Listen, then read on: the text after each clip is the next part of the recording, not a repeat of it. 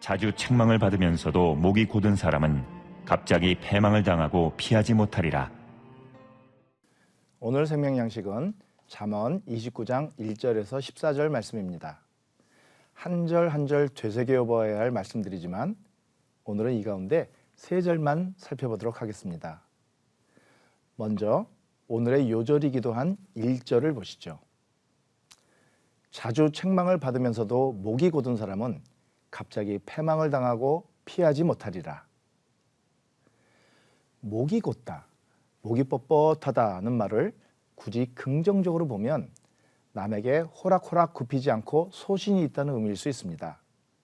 하지만 이 말은 주로 구패할 때 굽히지 않는 것을 의미합니다.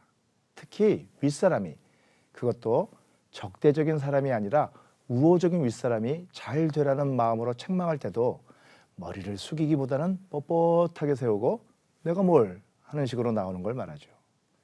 그래서 목이 곧다는 것은 곧 교만하다는 의미입니다.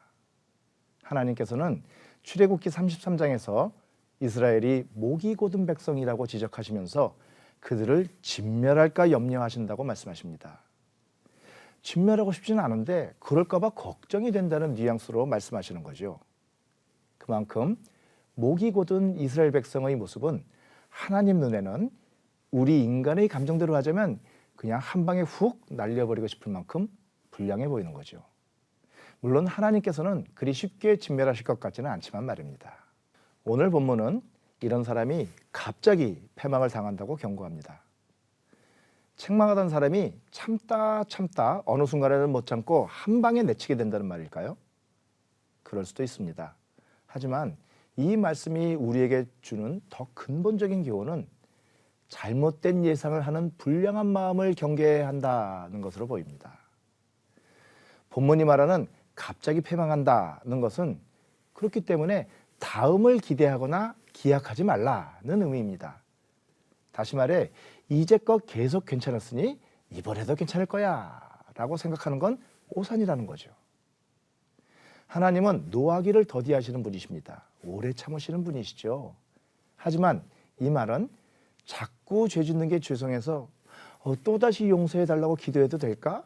이젠 더 이상 용서해 주시지 않는 거 아닌가? 라며 근심하는 자에게 괜찮다, 아직 화 안 났어 라는 식으로 말씀하시는 것이지 이번 말고 다음에 회개하고 용서를 구해도 돼 라는 안이한 생각을 허용하는 말은 아닙니다.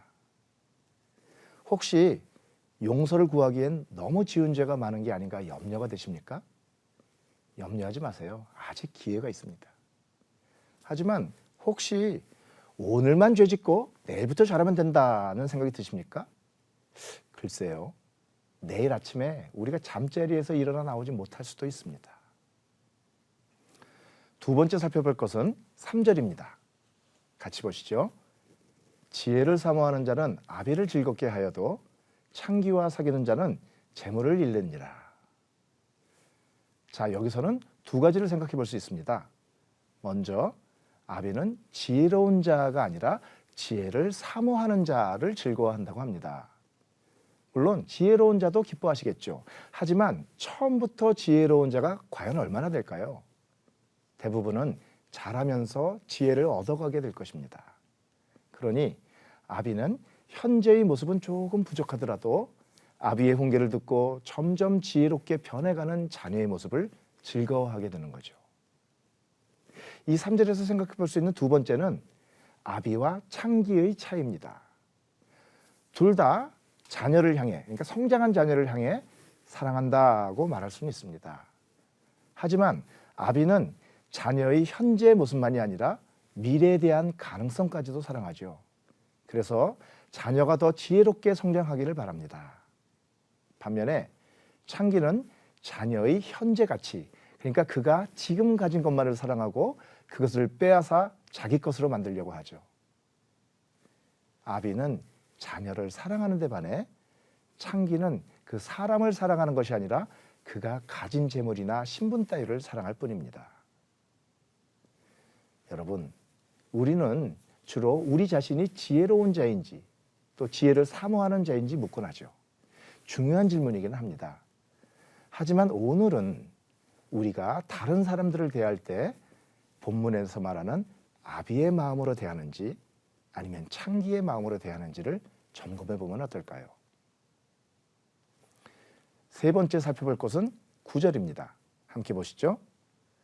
지혜로운 자와 미련한 자가 다투면 지혜로운 자가 노하든지 웃든지 그 다툼은 그침이 없느니라. 자, 이 구절은 얼핏 생각할 때 지혜자와 미련한 자가 다투면 그 다툼이 미련한 자 때문에 그치지 않는다는 것처럼 들릴 수 있어요.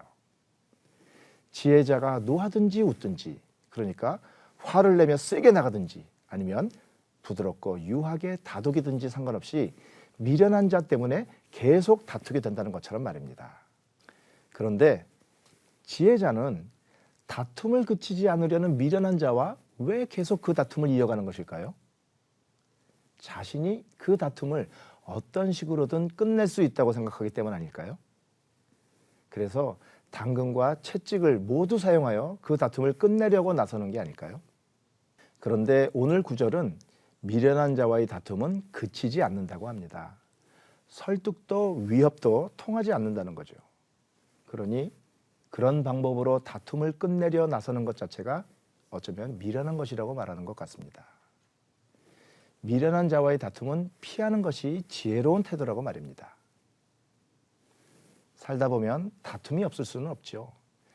하지만 그 다툼이 끝나지 않는다면 그건 둘 중 한쪽 때문이 아니라 결국 둘 다 미련하기 때문이라고 할 수 있습니다. 다툼을 끝낼 줄도 피할 줄도 모르는 거니까요. 예수님께서 빌라도의 법정에서 자신을 변호하기 위해 논쟁을 시작하셨다면 그 논쟁은 아마 지금까지도 끝나지 않고 계속되고 있을 수 있습니다. 여러분, 우리도 예수님을 본받아 용서와 희생의 섬김을 통해 모든 다툼을 끝내는 평화의 전도자가 되어야 하지 않을까요?